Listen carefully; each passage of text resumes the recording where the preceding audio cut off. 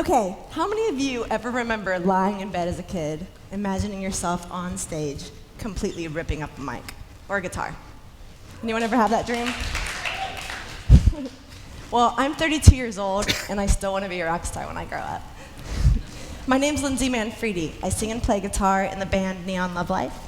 I'm also one of the co-founders of Girls Rock Indianapolis, which is what we're going to talk about today. So Girls Rock Indy is a week-long nonprofit rock and roll summer camp for girls ages 8 to 16. Our whole premise is to teach girls how to love themselves positively and have good self-esteem, and we just use music as the tool. So, Girls Rock Camp started 10 years ago in Portland, Oregon. Since then, Girls Rock have sprouted 33 camps across the country, as well as in Canada and Sweden.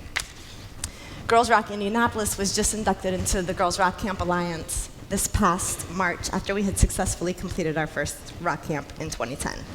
So, what's a week at rock camp look like? The girls go through an array of lessons and workshops. They form bands on the first day, comprised of vocals, bass, guitar, and drums. One of the first workshops they attend prior to forming bands is a team-building workshop taught by my friend Desiree Garcia.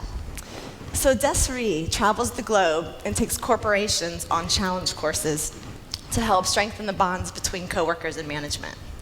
So she uses these same techniques on the girls so they can learn what it means to work together, be outside of their comfort zone, and be a team. Other workshops include self-defense, women in rock, body image. Like, we show them before and after photos of magazine pictures so they can understand that what they're seeing in the media and magazines aren't real life. They have zine making so they can express themselves through writing and art. They design their own logos for their bands. They make their own t-shirts.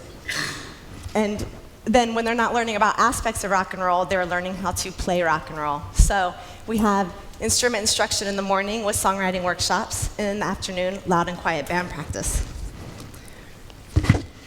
So, why here in the Midwest and why now?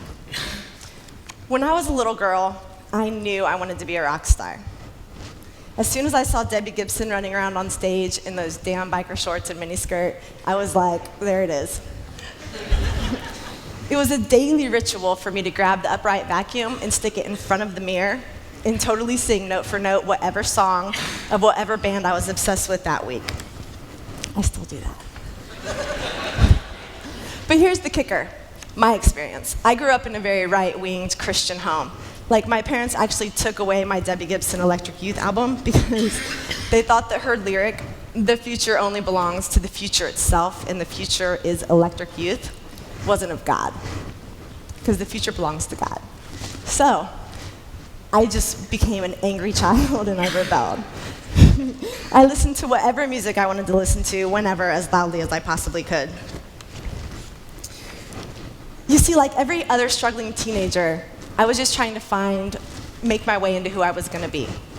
So, because I had horrible self-esteem, I turned to other things.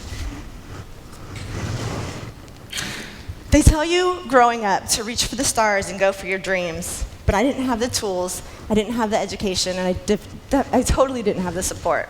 So, it's time to walk the talk. I'm the adult now. So, if we can pull together as a community and teach girls how to rock and roll and how to play music or whatever kind of music they want to play, and teach these girls that they can make different choices because they have confidence in themselves, then my job, our job, has only just begun. And man, what a killer way to spend a summer vacation. They go to school and it's like, hey, what'd you do this summer? Oh, not much, I just went to rock camp. Want to hear the song I wrote with my band? Instilling confidence in these girls. Last year, we saw timid little girls come in. We saw too cool for school type of girls come in. Girls of all colors, races, shapes, backgrounds, all found common ground through music by the end of the week.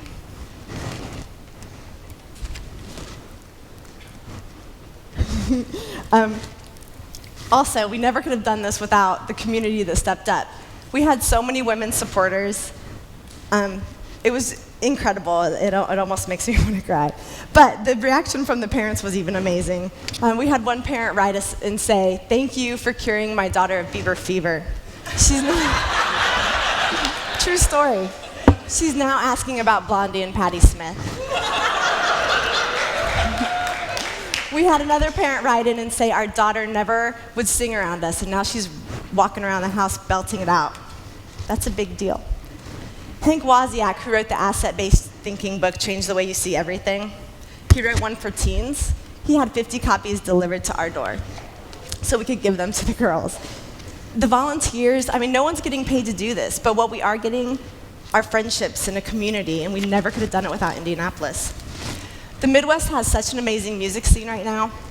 You no longer have to go to LA or New York or Austin. It's right here, and it's because the Midwest rocks. So Rock Camp, it's much more than rock and roll. It's a way of life. I'm Lindsay Manfredi. Thank you.